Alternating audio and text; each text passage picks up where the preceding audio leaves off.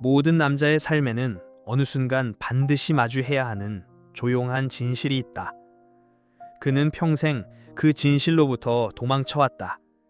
그 진실은 수년간의 인정 추구, 빠른 답장, 그녀를 위해 계획을 바꾸며 쌓여온 시간 아래에 묻혀있다.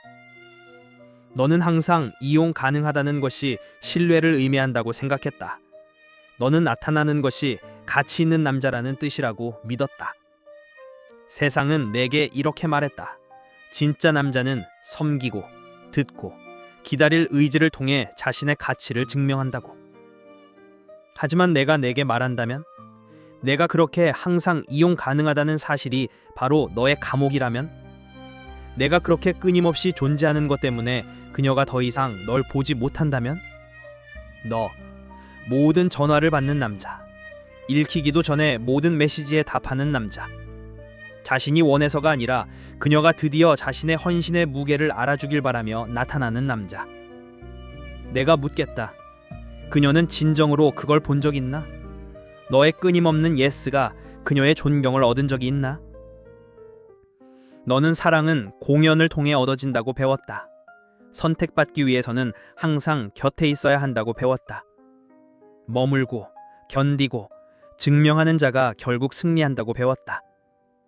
하지만 칼 융은 경고했다. 페르소나, 좋은 사람, 공급자, 영웅 같은 가면과 과도하게 동일시하는 위험에 대해 사랑받고 인정받고 받아들여지기 위해 쓰는 그 가면 말이다. 하지만 그 가면 아래는 서서히 자기 삶에서 사라져가는 남자가 있다. 그녀의 욕구에 맞추기 위해 내 욕망을 침묵시킬 때마다, 네 꿈을 그녀의 삶에 맞추느라 늦출 때마다, 돌아오는 것 없이 계속 주기만 할 때마다 너는 스스로를 버리고 있는 것이다. 그리고 스스로를 버리는 남자를 아무도 사랑할 수 없다. 그녀는 네 존재의 혜택은 좋아할지 모른다.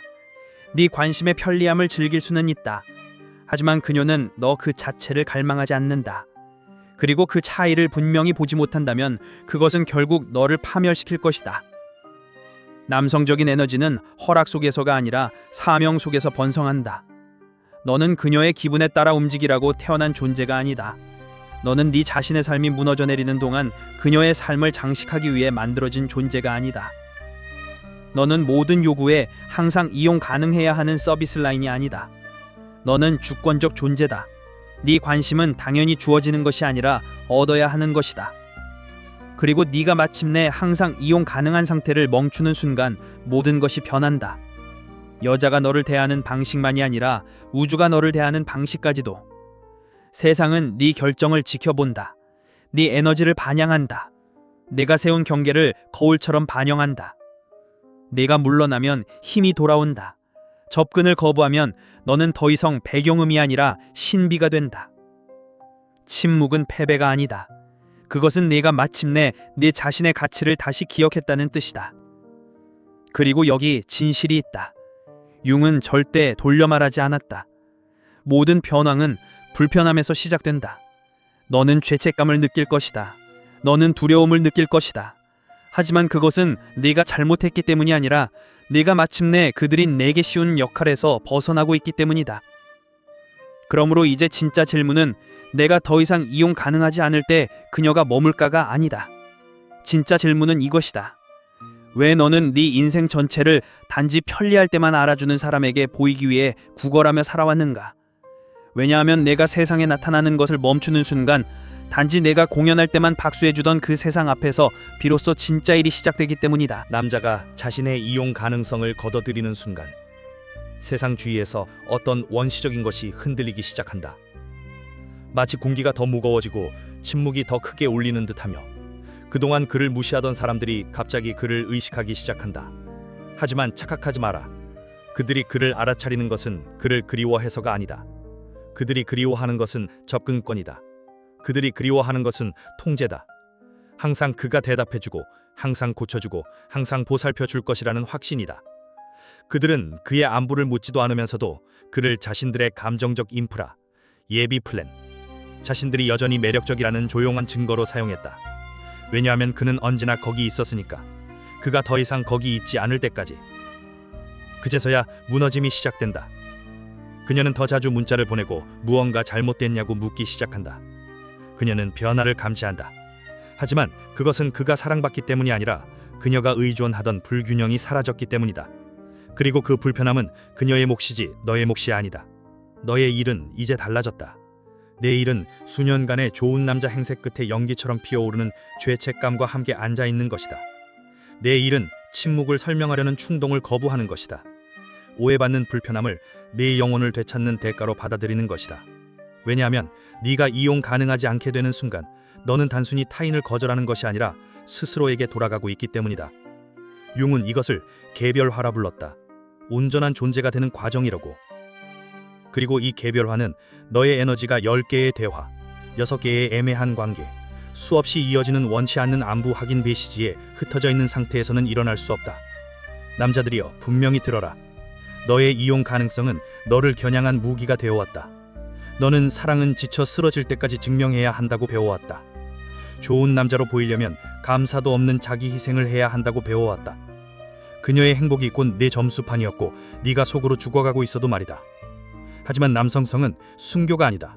그리고 네 가치는 네 자신을 얼마나 적게 남기느냐로 측정되지 않는다.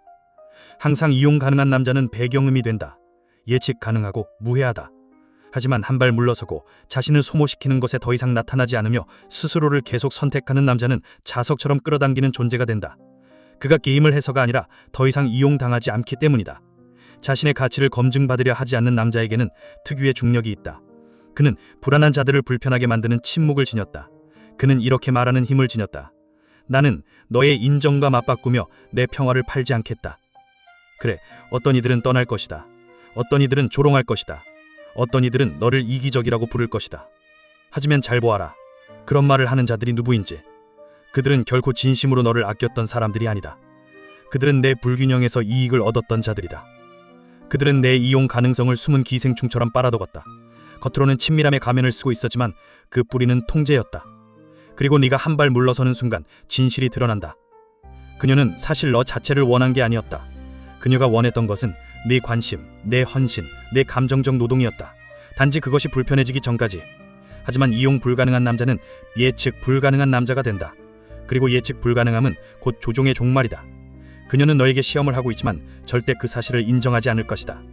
늦어지는 답장, 수동 공격이 섞인 한숨, 알아서 해줬어야지 식의 노구. 이것들은 우연이 아니다. 이것은 조율이고 네 경계를 시험하는 것이며 내가 얼마나 빨리 굽히는지를 탐색하는 것이다. 그리고 대부분의 경우 너는 굽힌다. 왜냐하면 어딘가에서 이렇게 배웠기 때문이다.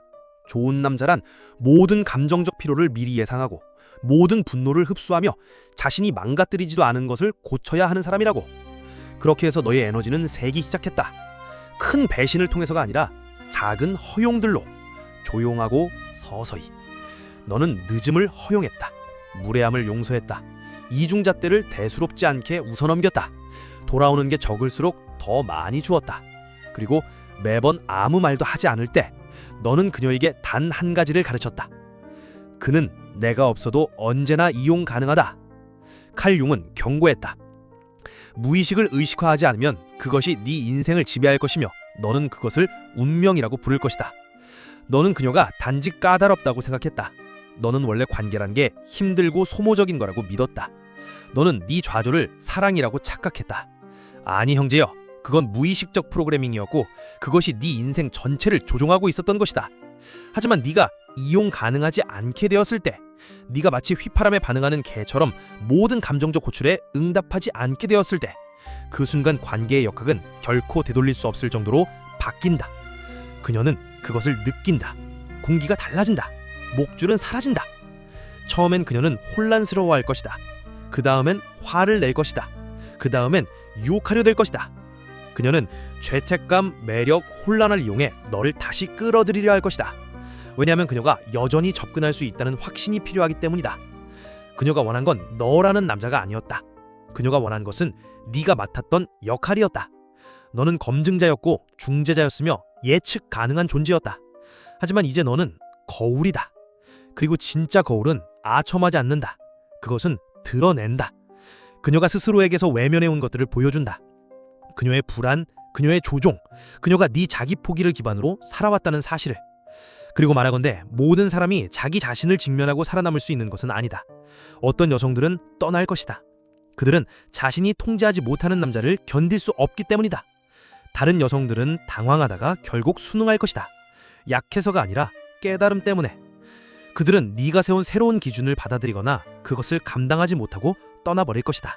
하지만 너는 네 선을 지켜야 한다. 왜냐하면 간지 편안함을 위해 마음을 약하게 만드는 순간 네가 이제 막 깨어나기 시작한 새로운 자아는 무너져버리고 말기 때문이다. 이 새로운 남자, 이용 불가능한 남자는 차가운 남자가 아니다. 그는 의식적인 남자다. 그는 받을 자격이 있는 이에게 줄 안다. 의미가 있을 때만 귀 기울인다. 의무가 아니라 선택으로 존재를 내준다. 바로 그것이 그를 희귀하게 만든다. 대부분의 남자들이 자신이 고갈되고 있다는 것을 알면서도 쉽게 물러나지 못하는 진짜 이유를 이야기해보자. 그것은 혼자가 되는 두려움이 아니다. 그것은 더 이상 필요로 되지 않을까봐 두려운 것이다. 너는 네 가치는 유용성으로 증명된다고 조건화되어 왔다. 그녀가 나를 필요로 하지 않는다면 그녀는 나를 붙잡지 않을 것이다. 사랑은 거래다. 내 몫은 나타나고 주고 증명하는 것이다. 그래서 너는 사랑이 아니라 두려움 때문에 이용 가능하게 남아있었다.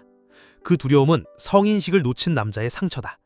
칼 융은 이것을 어머니 컴플렉스라고 불렀다. 너의 정체성이 네 자신의 욕망이 아니라 네 삶의 여성의 감정적 날씨에 의해 형성된 숨겨진 정신적 상처다. 너는 일찍이 이렇게 배웠다. 그녀가 행복하면 나는 안전하다. 그녀가 화나면 나의 잘못이다. 그리고 수년이 지나 너는 그 대본을 모든 관계에 들고 온다. 그래서 그녀의 침묵을 견딜 수 없는 것이다. 그래서 그녀가 물러서면 공황 상태가 되는 것이다. 그래서 답장하지 않기로 결정했음에도 결국 답장을 보내는 것이다. 왜냐하면 깊은 곳에선 여전히 믿고 있기 때문이다. 그녀의 감속은 내 책임이라고. 하지만 그 믿음은 조용하지만 끊임없이 네 남성성을 죽이고 있다. 너는 죄책감 때문에 이용 가능해진다. 두려움 때문에, 의무감 때문에 이용 가능해진다. 그리고 그럴 때마다 그녀 역시 자각하지 못하는 사슬은 더욱 단단해진다. 너는 줄어들고 사라져간다. 그리고 매일매일 그녀가 너를 존중하는 마음은 줄어든다. 여기 역설이 있다. 너는 더 많이 이용 가능할수록 그녀는 너의 존재감을 더 덜 느낀다. 왜냐하면 존재감이란 단순한 가까움이 아니다. 존재감은 펀이다. 존재감은 허락받지 않고도 뿌리내린 선 남자의 에너지다.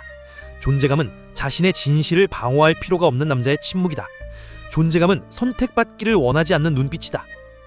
이미 스스로를 선택했기 때문에. 남자가 두려움 때문에 여성에게 감정적으로 이용 가능하기를 계속하거나 중단할 때, 자신의 평화를 여성의 폭풍에 내주는 일을 멈추고 애정의 부스러기를 얻기 위해 연기하는 일을 멈출 때, 그때 모든 것이 변한다. 단지 관계뿐 아니라 그의 인톤이 모두 변한다. 그는 더 깊이 잠든다. 다른 무게감으로 걷기 시작한다. 더 적은 여자를 끌어들이지만 더 높은 수준의 여자를 끌어들인다. 무엇보다 더 이상 이용당하지 않는다. 왜냐하면 진실은 잔혹하기 때문이다. 자신의 영혼을 지키지 않는 감정적으로 항상 이용 가능한 남자는 결국 도구가 된다. 대체품이 되고 무료 서비스가 된다. 그리고 세상에서 가장 빨리 죽는 것은 자신을 세상에 내어주었지만 세상이 그를 선택적 존재로만 여길 때다. 하지만 그 패턴을 깨트리고 선택적으로 변하고 다시금 자신의 시간과 관심을 신성한 것으로 만들 때 너는 비로소 일어난다. 그런 남자는 방에 들어설 때 한마디도 하지 않아도 모든 것을 말한다. 그의 존재만으로 충분하다.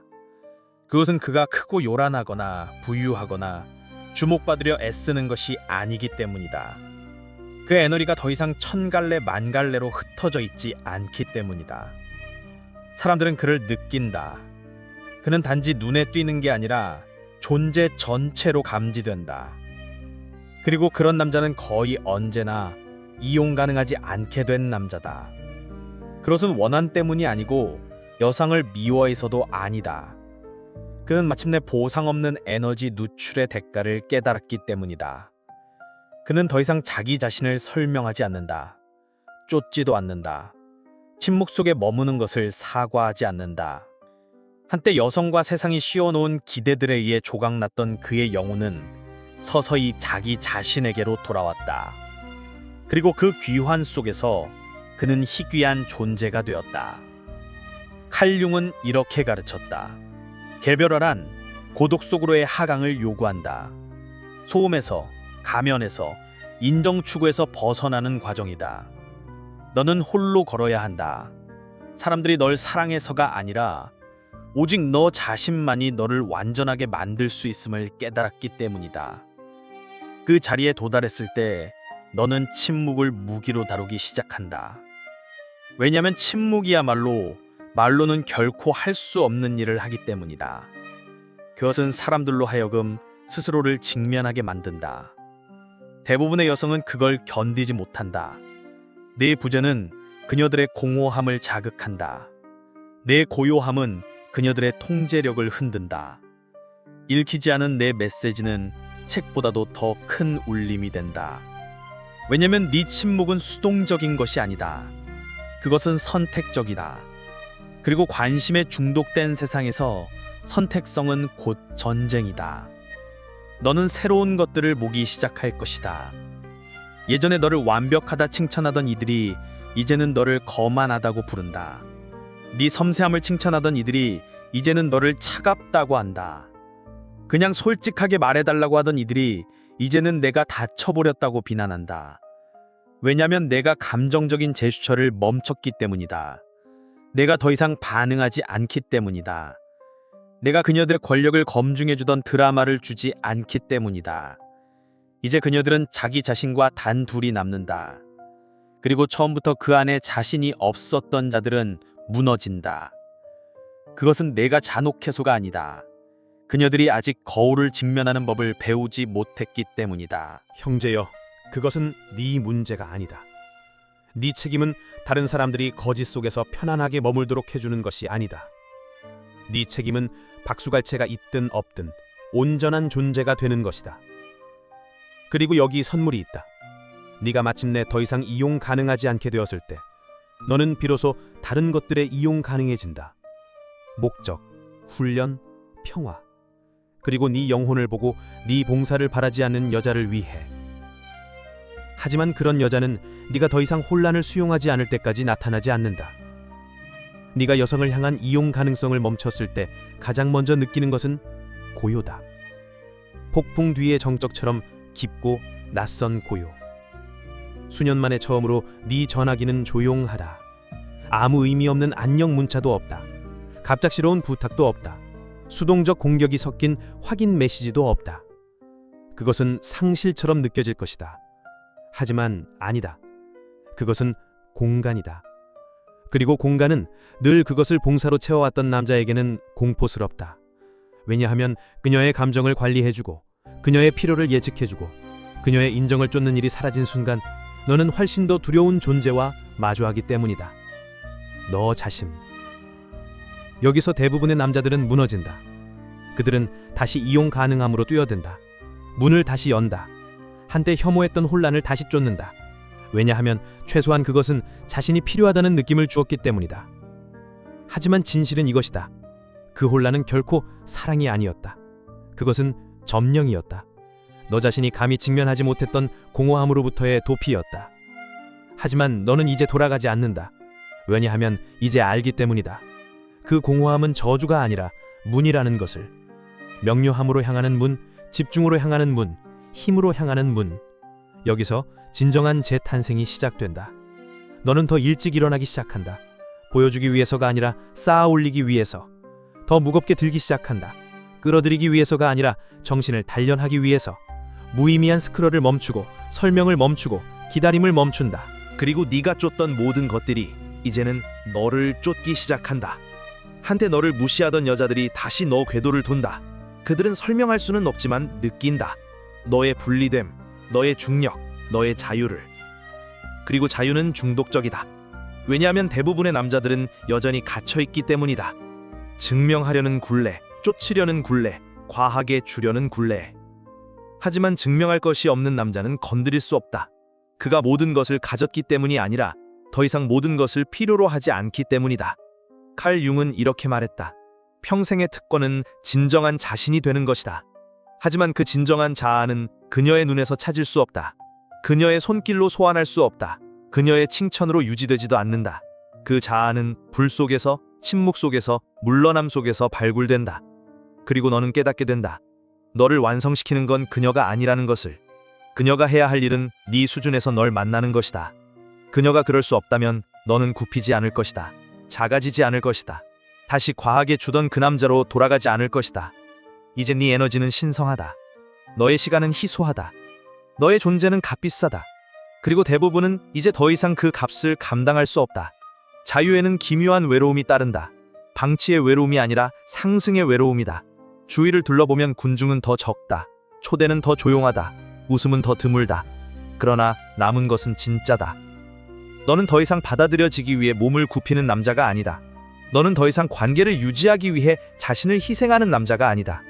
너는 이용 가능함을 멈췄다. 그리고 그로써 신성한 어떤 것, 주권 속으로 들어섰다. 주권은 시끄럽지 않다. 부걸하지 않는다. 선언하지 않는다. 그저 존재한다. 칼융은 이 길을 잘 알았다. 개별화란 집단으로부터 분리되는 과정이다. 가짜 층위를 하나씩 벗겨내는 것이다. 비위 맞추는 자, 연기하는 자, 착한 남자.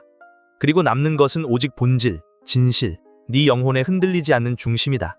그곳에서 너는 비로소 선명하게 본다.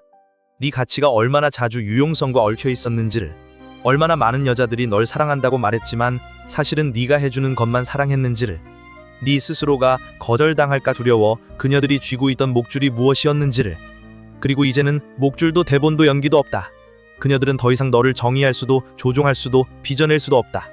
너는 이용 불가능해졌다. 그리고 즉각적인 접근에 집착하는 세상에서 이용 불가능한 남자는 가장 희귀한 힘의 형태다. 그것은 숨기기 때문이 아니라 선택하기 때문이다.